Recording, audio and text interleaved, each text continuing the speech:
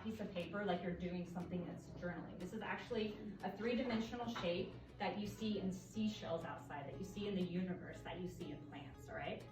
So the first thing that you're gonna have is the horizon line, okay? And then you have a vertical line, okay? So everything, if you've heard of the idea as above, so below, everything below is the new moon. This is the winter solstice. Everything above this line is the full moon. It's the summer solstice, the light. So we have the dark and we have the light. So everything that you're gonna find in this pattern is that I wanted to mimic what nature was doing, because I figured if I could do that, then I could do well. In sacred geometry, it's considered the seed of life, okay?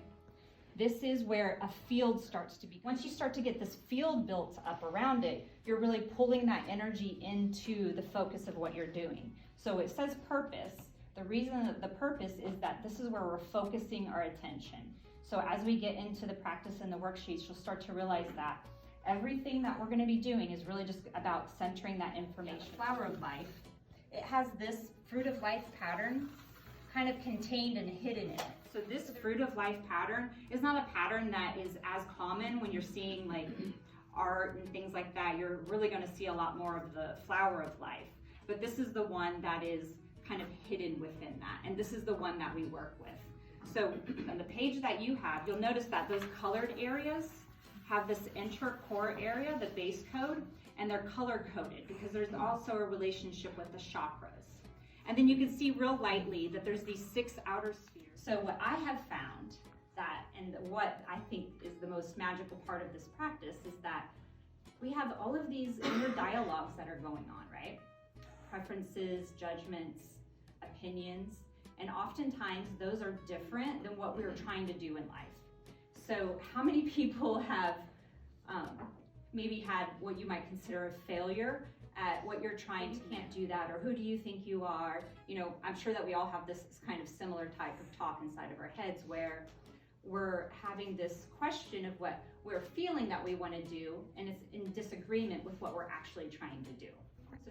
And then at the end, we'll have a bigger picture, a bigger snapshot of, you know, what that represents to us, okay? So does anybody want to share specifically what they might have come up with if it was different than what I did? Everybody? So everybody went with the inner dialogue, that inner voice? We all have that inner voice. Yeah. Inner critic. Inner critic, yeah. Right. So that, okay, so that brings up something for me, is that I use that as a tool. You know, I don't believe the inner critic. I use the inner critic as somebody to give me perspective so that I can then flip the script. So I can decide that, no, I shouldn't do that. That's that ego voice, right? So that actually the critic is useful because it can help you give some type of opportunity to do a refinement. Also about fear of success. Fear of success, yeah.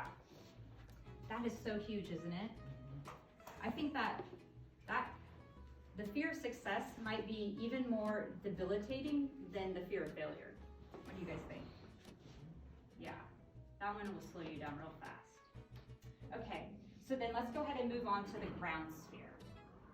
All right, the ground sphere is the seeding a new start. So what we're doing right here is we have our perspective. We know that the inner dialogue could be dark, it could be a shadow, it could not help us. But the inner dialogue might actually be your inspiration. It could be your source, your God. It could be a different type of energy that's coming in, right? So we're trying to figure out which one of these clues are we getting.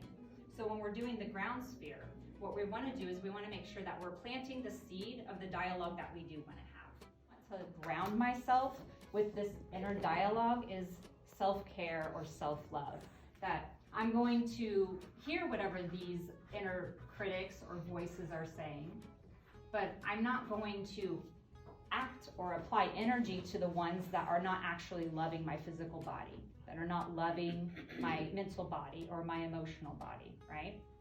So we're just gonna keep building out. It's kind of like Mad Libs. Has anybody played Mad Libs before? Yeah, everybody's familiar with that. So this is kind of like a visual form of Mad Libs, right?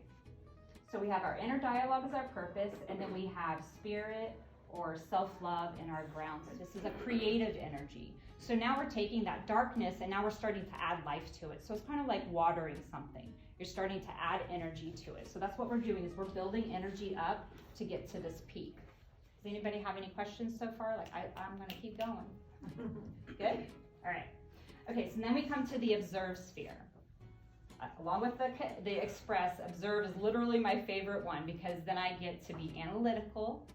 And the thing that happens when you start to be too analytical is that's when those judgments and preferences and opinions come in. And I am a very opinionated person, and oftentimes that kind of leads me astray, but going astray always gives me information of how I got led astray, right? So it's not necessarily that all of my observations are necessarily negative. They might hurt a little bit at first, but I always be able to come back to center with that, right?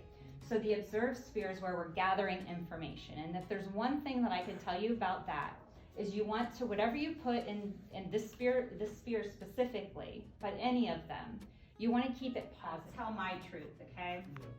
I have a 25-year-old daughter.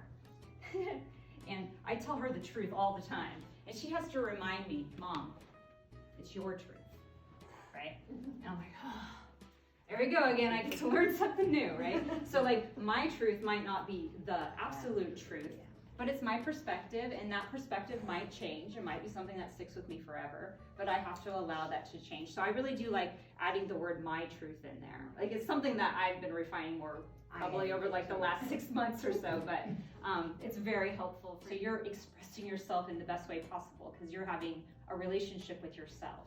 But you could also express yourself in outer ways. Like I was saying, you could go for a walk, you could garden, you can cook. So very curious, what are the things that you guys like doing to express yourself? To make yourself feel good, to make yourself feel whole. So fun. Singing? All right. Or singing in nature. Dancing. Singing, I love dancing. Singing. And you don't have to write in the spheres, okay? If I haven't got this, so you do not have to do it any specific way. What my vision is that this would I'm just your muse. I'm just giving you a formula and a perspective, and that after you do this a few times, you're gonna start deviating from it, and that's a great thing. And you wouldn't even necessarily need to do it forever. Once you start developing it into your own practice, what I find is this just takes place in my mind. I don't even have to draw it out. I'll be sleeping and I'll be like, oh, that's, like I can see the information coming to me through these 7 seed words, right? Okay, so we had singing, we had dancing.